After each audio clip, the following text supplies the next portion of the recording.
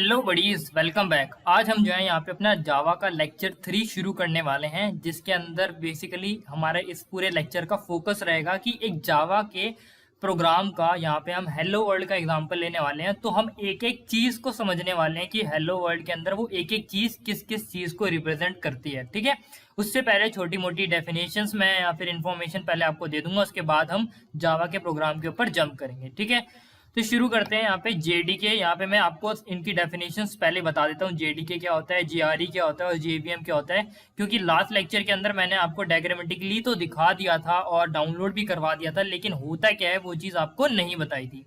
तो पहले मैं यहाँ पे आपको बता देता हूँ। जेडीके, जिसका हमारा पूरा फुल फॉर्म होता है जावा डेवलपमेंट किट। बेसिकली इस किट के अंदर आता क्या है, जैसे कि हमको पता है किट किसी भी चीज की होती है तो उसके अंदर 2 से 3 चीजें होती हैं, तब जाके वो किट कहलाता है। जैसे कि क्रिकेट किट हो जाता है हमारा, जिम की किट होती है।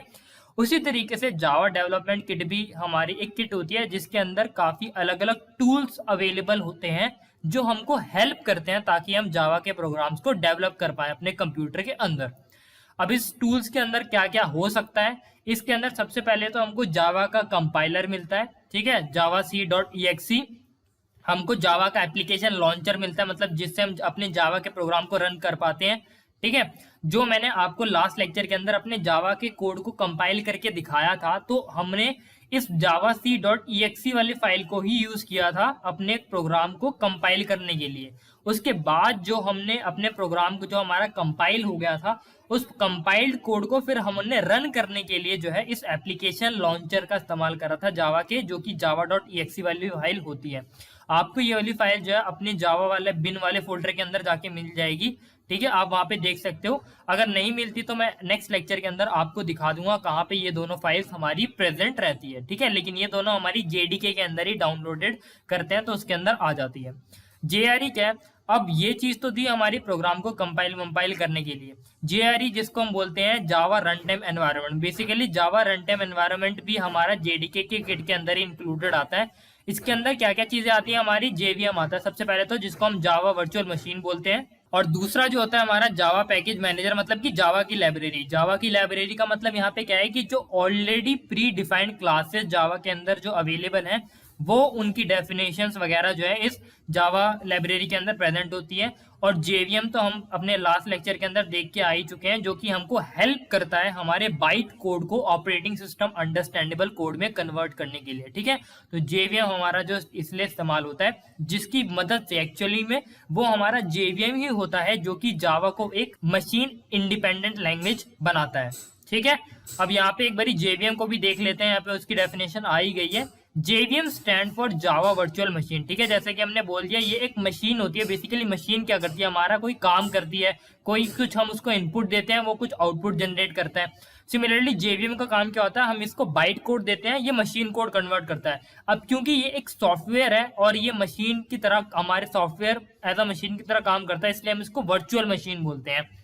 अब जो हमारा जेवीएम होता है, हमने लास्ट लेक्चर के अंदर बता ही दिया था कि जेवीएम जो होता है वो हमारा प्लेटफॉर्म डिपेंडेंट होता है, लेकिन इस जेवीएम की मदद से ही हमको जो है यहाँ पे प्लेटफॉर्म इंडिपेंडेंट वे वाली फील आती है कोड जो हम जावा का एग्जीक्यूट करते हैं। ठीक है, जो जेवीएम होता है वो हमारा बाइट कोड को इंटरप्रेट करता है मशीन कोड के अंदर, और वो जो मशीन कोड होता है वो डिपेंड करता है हमारे ऑपरेटिंग सिस्टम के ऊपर। मतलब कि हमारा मैक वाला जो जेवीएम होगा वो मैक के हिसाब से मशीन कोड बनाएगा, जो हमारा लिनक्स वाला जेवीएम होगा वो लिनक्स के हिसाब से बनाएगा, और जो हमारा विंडोज वाला जेवीएम होगा वो विंडोज के हिसाब से मशीन कोड बनाएगा। ठीक है, अब हमारा मेन आता है, यहाँ पे कुछ फ्यू फीचर्स और देख लेते हैं जावा के बारे में। जैसे कि जावा भी हमारी केस सेंसिटिव लैंग्वेज है, C++ की तरह। जैसे C++ के अंदर हमारे जो लैंग्वेजेस होती है ये हमारी केस सेंसिटिव होती है। केस सेंसिटिव का मतलब कि इसके अंदर हमारे जो, तो अगर मैं यहाँ पे केस सेंसिटिव का आपको मतलब बताऊं तो यहाँ पे सर्वर, अगर मैं लिखूं SARWAR, जिसमें S को मैं कैपिटल रखता हूँ, और दूसरा सर्वर लिखूं मैं यहाँ पे जिसमें मैं जो लेटर है अपने नेम का S को उसको छोटा रखता हूँ। ठीक है, तो ये दोनों ही मेरे अलग कंसिडर करे जाएंगे C++ लैंग्वेज के अंदर, और जावा के अंदर भी ये दोनों ही अलग कंसिडर करे जाएंगे, क्योंकि इन दोनों का केस मेरा चेंज हो गया। केस मतलब कि अपर केस, लोअर केस। जावा हमारी, जैसे कि मैंने बताई थी आपको, नियरली 100% ऊप लैंग्वेज होती है, पूरी नहीं होती। मैं आगे लेक्चर के अंदर डिस्कस करूंगा क्यों नहीं होती। जावा के अंदर ये हमारे लिए इम्पॉसिबल होता है कि हम कोई भी ऐसा फंक्शन बनाए बिना क्लास को बनाए हुए। मतलब कि जो भी आपको फंक्शन अपने प्रोग्राम के अंदर बनाना है वो किसी ना किसी क्लास का मेंबर फंक्शन होगा। एज आप बिना क्लास बनाए हुए कोई भी रैंडम फंक्शन जावा के अंदर नहीं बना सकते, जैसे कि आप सी प्लस प्लस के अंदर या सी के अंदर बना पाते थे, वैसे सी प्लस प्लस की बात करेंगे हम यहाँ पे, क्योंकि सी प्लस प्लस एक ऊप लैंग्वेज होती है, सी नहीं होती। तो सी प्लस प्लस के अंदर आपको अगर एक फंक्शन डिफाइन करना था तो वहां पे जरूरी नहीं होता था कि आपको क्लास को भी साथ में डिफाइन करना पड़े, लेकिन जावा के अंदर आपको अगर एक फंक्शन भी बनाना है तो वो फंक्शन भी आप ऐसे नॉर्मल नहीं बना सकते, वो भी किसी का मेंबर फंक्शन की तरह अगर आप डिफाइन करोगे उसको तभी आप बना सकते हो। जावा के अंदर हमारे पास 4 तरीके के एक्सेस स्पेसिफायर होते हैं। सी प्लस प्लस के अंदर हमारे पास सिर्फ 3 थे, प्राइवेट, प्रोटेक्टेड, पब्लिक, लेकिन जावा के अंदर एक 14 टाइप का एक्सेस स्पेसिफायर भी होता है हमारा डिफॉल्ट। ठीक है, अब इसके यूज किस तरीके से हम करते हैं इनको आगे हम अपने प्रोग्राम्स के अंदर देखेंगे। अब हम समझते हैं यहाँ पे अपने हेलो वर्ल्ड के प्रोग्राम को एक बारी समझना स्टार्ट करते हैं। ठीक है, तो ये देखो, ये हमारा होता है जावा के अंदर हेलो वर्ल्ड का प्रोग्राम। अब एक एक करके इसको समझते हैं कि इसके अंदर हर एक वर्ड का मतलब होता क्या है। तो जैसे कि मैंने बोला कि जावा के अंदर अगर आपको कोई सिंगल चीज भी करवानी है तो उसको करवाने के लिए आपको क्लास बनाना पड़ता है, इसलिए मैंने यहाँ पे क्या बनाई, एक क्लास बनाई और उस क्लास का नाम आपको देना पड़ता है। अब जावा के अंदर क्लास की जो नेमिंग होती है ना, यहाँ पे आपको कैमल केस यूज करना पड़ता है, ये सजेस्टेड होता है, क्योंकि जावा की जो ऑलरेडी प्री डिफाइंड क्लासेस जो है ना, जो कि जो भी हमारे सीनियर डेवलपर्स हैं जिन्होंने जावा वगैरह की जिन्होंने क्लासेस वगैरह बनाई है, सीनियर प्रोग्रामर जो प्रोफेशनल्स हैं, वो इसी मेथड का इस्तेमाल करते हैं कि जो भी क्लासेस के नाम उनको रखने होते हैं, सबसे पहले तो जो हमारा क्लास का नाम स्टार्ट होता है वो कैपिटल लेटर से होता है। ठीक है, और दूसरा, अगर बाय चांस उसके अंदर वो जो नाम बन रहा है उस क्लास का अगर वो 2 लेटर से मिलके बन रहा है तो आपको कैमल केस यूज करना पड़ता है, मतलब कि पहला लेटर आपको बड़ा रखना है, बाकी के छोटे रखने हैं। जैसे इसमें हेलो वर्ल्ड था, सी प्लस प्लस के अंदर हम क्या करते थे, अंडरस्कोर डाल देते थे हेलो वर्ल्ड करके, लेकिन जावा के अंदर ये प्रेफरेबल माना जाता है कि जब भी आप कोई क्लास डिफाइन कर रहे हो तो सबसे पहली बात तो आप कैमल केस का यूज करो, और क्लास का जो भी पहला डिजिट, पहला लेटर जो होगा वो हमेशा आपको कैपिटल रखना होता है। जावा के अंदर ये सजेस्टेड होता है, वरना आप छोटा वर्ड भी रख सकते हो, जरूरी नहीं है, लेकिन प्रेफरेबल प्रोफेशनल टाइप की फील आती है अगर आप इस तरीके को फॉलो करते हो तो। ठीक है, अब जावा का जो हमारी फाइल का नेम होता है और जो हमारी क्लास पब्लिक होती है, मतलब कि सबसे पहले पॉइंट तो मैं आपको यहाँ पे मेंशन कर देता हूँ कि एक जावा क्लास के अंदर एक जावा फाइल के अंदर, मतलब कि अगर मैंने एक पूरा जावा फाइल बना रखी है अपनी और उसके अंदर इतना कोड लिख रखा है, तो वो जो जावा फाइल है मेरी, उस जावा फाइल का जो नेम होगा और मेरे इस क्लास के अंदर जो पब्लिक क्लास का नेम होगा वो मेरा सेम रहने वाला है। ठीक है, मतलब कि अगर मैं इसको सेव करूंगा तो इसको सेव करने के बाद जो फाइल का नाम मैं रखूंगा वो मैं कुछ और नाम नहीं रख सकता, मेरे को यहाँ पे हेलो वर्ल्ड ही नाम रखना पड़ेगा और सेम एज इट इज यही नाम रखना पड़ेगा जो मैंने यहाँ पे लिखा है, कैमल केस में लिखा है, तो मेरे को नेम भी कैमल केस के अंदर सेव करना पड़ेगा। ठीक है, ऐसा क्यों होता है, इसका रीजन मैं अभी आपको नेक्स्ट लेक्चर के अंदर समझाऊंगा डीप में, क्यों ऐसा क्यों होता है कि हमको क्लास का नाम और उसका नाम ही क्यों रखना पड़ता है, क्योंकि एक्चुअली में जेवीएम जो होता है ना वो उसको ऑब्जेक्ट बनाने की जरूरत होती है, मतलब एक्चुअली में जेवीएम हमारी इस क्लास का ऑब्जेक्ट बनाता है। ठीक है, तो उसको जो है क्लास का नाम और फाइल का नाम सेम रखने की जरूरत इसलिए पड़ती है, मैं आगे आपको डीप में बताऊंगा क्यों। अब एक और चीज मैंने आपको मेंशन कर दी कि एक जावा क्लास के अंदर आपको सिर्फ एक ही पब्लिक क्लास बनानी होती है और वो क्लास पब्लिक वही वाली क्लास होगी जिसके अंदर आपका मेन फंक्शन प्रेजेंट होगा। मतलब कि अगर मैंने यहाँ पे हेलो वर्ल्ड नाम की क्लास बनाई है, अगर मैं यहाँ पे इस पूरे जावा फाइल के अंदर 2 से 3 क्लासेस और बनाता हूँ, एग्जाम्पल1, एग्जाम्पल2, एग्जाम्पल3, एग्जाम्पल4, मान लो 4 क्लास और बना रखी है मैंने, तो मैं बाकी की 4 क्लासेस में से किसी को भी जो यहाँ पे कीवर्ड है ये पब्लिक नहीं दे सकता मैं। बेसिकली ये एक्सेस स्पेसिफायर होते हैं हमारे। ठीक है, सी प्लस प्लस के अंदर एक्सेस स्पेसिफायर हम ऐसे नहीं लिखते, लेकिन जावा के अंदर हमको हर एक चीज के आगे एक्सेस स्पेसिफायर मेंशन करना पड़ता है, चाहे वो हमारी क्लास हो, चाहे वो हमारा फंक्शन हो, चाहे वो हमारा वेरिएबल हो, हमको एक्सप्लिसिटली उसके साथ उसका एक्सेस स्पेसिफायर मेंशन करना पड़ता है कि वो किस एक्सेस स्पेसिफायर का है, मतलब कि उसका टाइप क्या है, कि वो प्राइवेट टाइप का है या पब्लिक टाइप का है या वॉइड या फिर हमारा प्रोटेक्टेड टाइप का है या डिफॉल्ट टाइप का है। ठीक है, तो यहाँ पे हमारा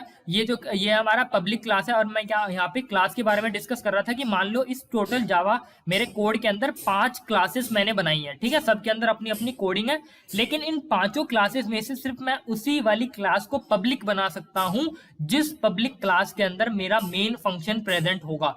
ऐसा क्यों होता है, क्योंकि हमारे इस क्लास का जो ऑब्जेक्ट होता है वो हम अपने प्रोग्राम के अंदर नहीं बनाते, जब हम इस प्रोग्राम को रन करते हैं तो हमारे प्रोग्राम को जो इस क्लास होता है, जो भी पब्लिक क्लास होता है, उसका ऑब्जेक्ट जेवीएम बनाता है हमारा। ठीक है, मैं आगे बताऊंगा डीप में।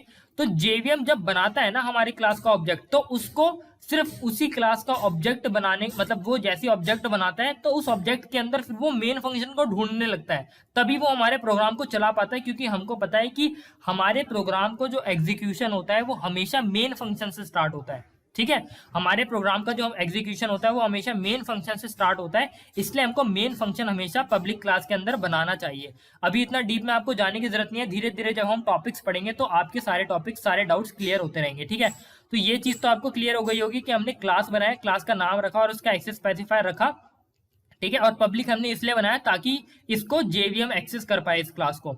उसके बाद इस क्लास को पब्लिक भी हमने इसलिए बनाया क्योंकि हम इस क्लास के अंदर मेन फंक्शन को बनाने वाले हैं। अगर बाय चांस मैं किसी और क्लास के अंदर मेन फंक्शन को बनाता तो फिर मैं उस वाली क्लास को पब्लिक बनाता, इस क्लास को पब्लिक मैं नहीं बनाता। ठीक है, क्योंकि एक जावा फाइल के अंदर सिर्फ एक ही पब्लिक क्लास एग्जिस्ट कर सकती है, और वो पब्लिक क्लास भी वो वाली बनेगी पब्लिक क्लास जिसके अंदर मेन फंक्शन एग्जिस्ट करेगा। अब मेन फंक्शन पे आ जाते हैं।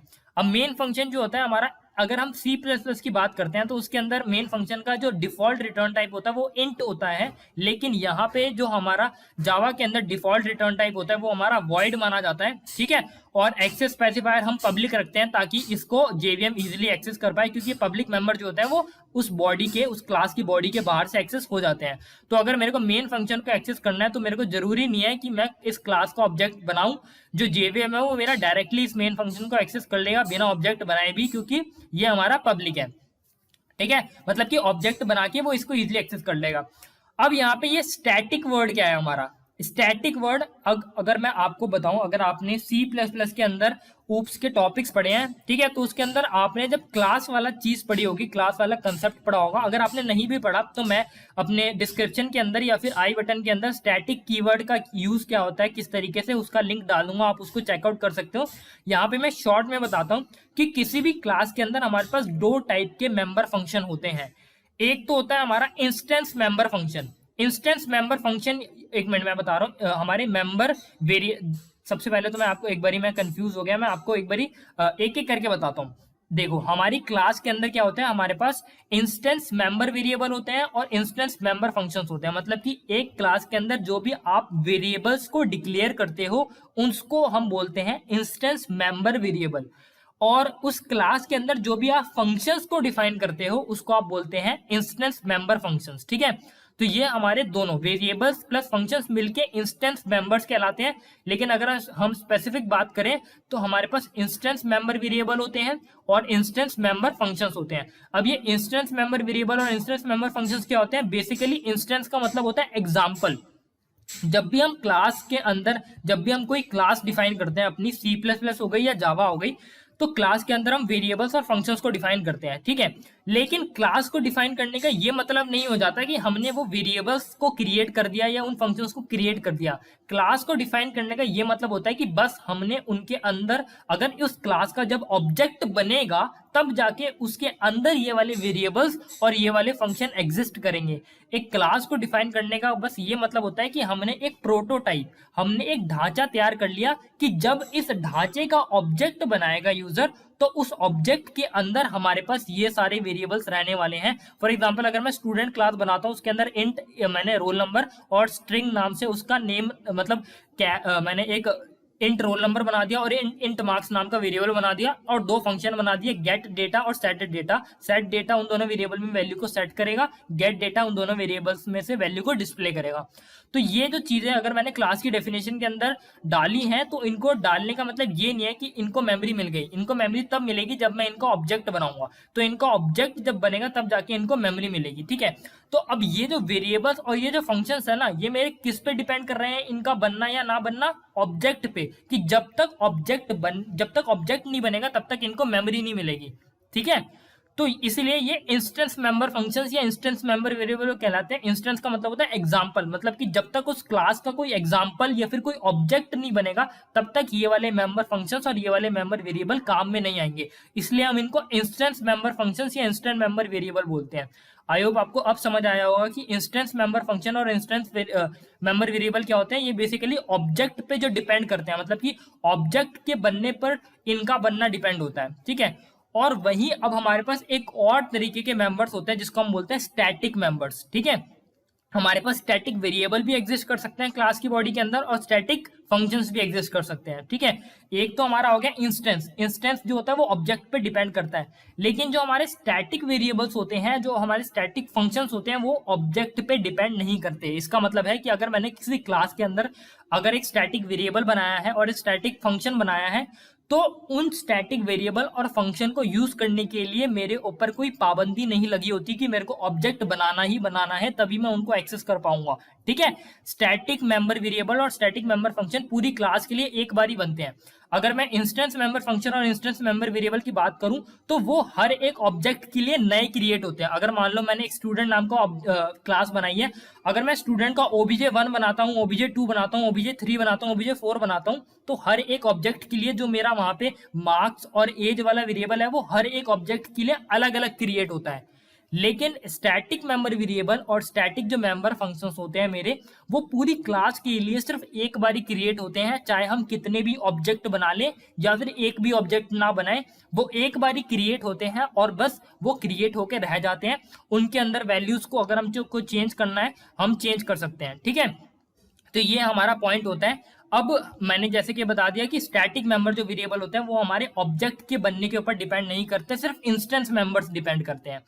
तो यहाँ पे इसीलिए इस मेन फंक्शन को भी हमने स्टैटिक इसलिए बनाया है ताकि जेवीएम जब हमारे क्लास को वो कन्वर्ट करे और वो इजिली हमारे मेन फंक्शन को एक्सेस कर पाए, क्योंकि वो एक स्टैटिक है।